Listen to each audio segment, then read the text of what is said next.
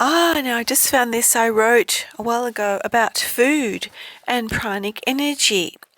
So food, now this is my belief that food is our nourishment, and it's actually a privilege and a gift, but we're all entitled to food.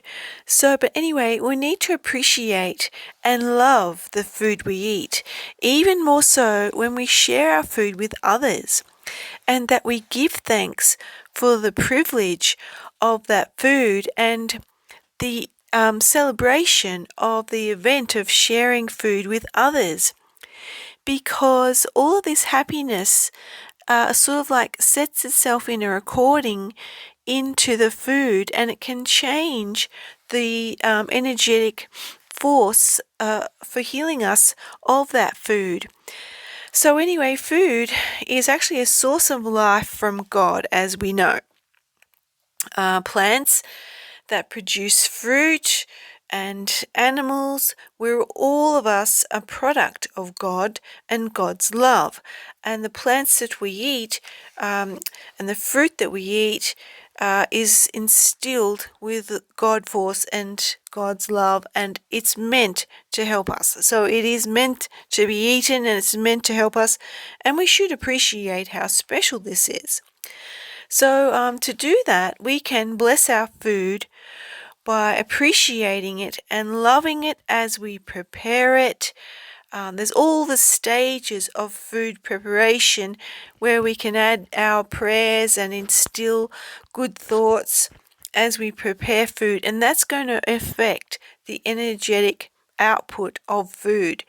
So firstly, when we choose food, we can select it by its prana that the item of food is emitting. So we can look with our eyes and feel with our senses, sort of like our spiritual sense. We can see, is that a good food? Is it got good energy, or is it old and off? Is it sort of bad? Is it going to do us wrong? So we should choose our food items in this way, and we need to scan items for the pranic energy levels.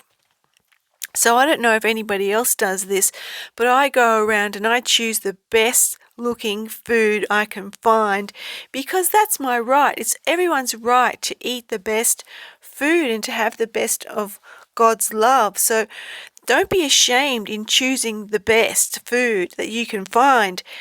And it doesn't necessarily mean that it's going to be the biggest. You could just feel, so like choosing an avocado, for example, it might not be that it's the biggest, but it feels like it's got the most good pranic energy within it to help us. But when we prepare food, we can give thanks and add our adoration and love to the item as we prepare them, and saying prayers as we prepare food. Now, not everybody does this consciously, okay? So you can do it in other ways. I mean, I think I actually do it because I'm very hygiene conscious when I prepare food, usually. And so just that act in itself of being really hygienic in food preparation, I think that can protect the food and make it a better product at the end. If you're really hygienically preparing food using, cleaned utensils and pots and pans and everything, and there's no negative there. There's just the intention there is that you're going to make something which is delicious and healthy for you, and that is sort of like a prayer of itself. So making food with love for the food and the people we are going to prepare the food for, and the love for ourselves, and it makes the food more full of positive pranic energy and life-giving forces that will help us and heal us and assist us optimally. So when we prepare food begrudgingly, with sourness in our hearts and minds, it burns or fails during preparation. And it's going to be of less benefit for our body if we burn the food, and if we're sour when we prepare it. We have to really enjoy every part of food and food eating, selecting the food, The idea of getting people together to eat the food with you and enjoy talking and having the right amount of food and the right types of food that's going to be beneficial for us. So when we're thankful and appreciative of our life and our time on earth and all that we do, life is so much more enjoyable, rewarding just of itself, and it's a healing experience just being alive as you go along with these little sort of rituals in place. Having patience and by enjoying every moment of life and bringing forth our positivity and love to all that we do is the correct way to live, to be part of God's love. There's only one God, and He is our Father. Through God all things exist, even ourselves. It's right that we live with love and give thanks and appreciation for ourselves and for others. Our lives are lived because of God and God's love. That's from Corinthians 1.8. I don't know if anybody's into that sort of thing, but that's where I found that. But anyway, love builds up our lives, our families, our communities. Love is greater than knowledge and the most powerful force for building that which will last forever.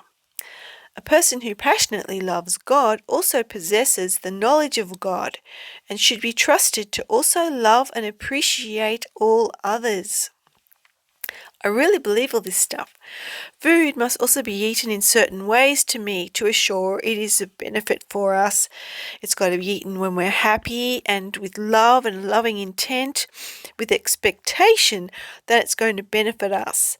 And then when we share it with others respectfully through a feast and celebration to assure happiness, enjoyment and friendship, that's all other things, the other ways that we can instill our good intentions and positive thoughts into the food so it's of most benefit to us. Oh, and here we go. I think you could add this kind of a prayer to your food in your food preparation. Just this prayer, hope from God's promise. Have no doubt, I promise to bless you over and over and multiply you without measure. An unshakable hope gives us strength and comfort, empowering us to realize God's promise and vow will never change. Our hope is as strong as an unbreakable anchor, holding our souls to God Himself. Have strong faith and patient endurance. Don't allow your hearts to grow dull or you lose your enthusiasm. So we can boost our enthusiasm for our love of God and love of life just by enjoying every moment of food, selecting food, preparing food, every part of it and sharing it with others. Amen.